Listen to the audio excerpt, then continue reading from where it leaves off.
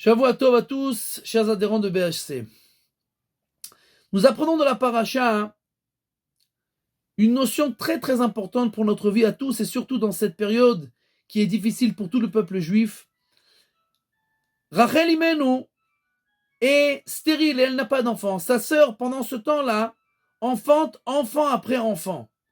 Et Rachel Imenu vient chez son mari Yaakov et lui dit: écoute, donne-moi des enfants, sinon je vais mourir, je n'ai plus aucune raison de vivre.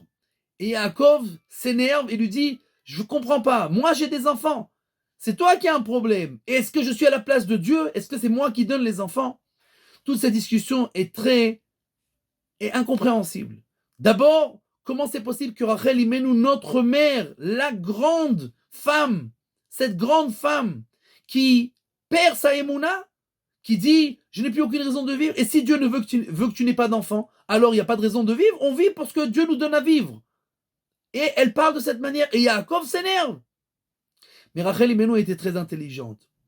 Elle a compris ce qui est écrit dans le verset, que Dieu a vu que Léa était détestée, elle n'était pas aimée, et elle souffrait.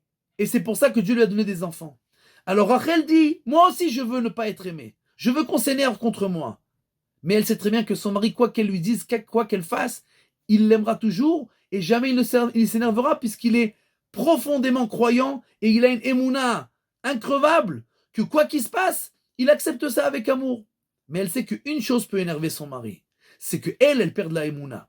Alors elle vient et lui dit: écoute, ça y est, j'en peux plus, j'ai plus de émouna, si j'ai pas d'enfant, j'ai plus aucune raison de vivre. Et vraiment, Yaakov s'énerve. Il dit: est-ce que je suis à la place de Dieu? Qu'est-ce que c'est cette manière de parler? Etc., etc. Et juste après, elle enfante son premier enfant, Yosef. On apprend de là pour nous que souvent il nous arrive des choses difficiles.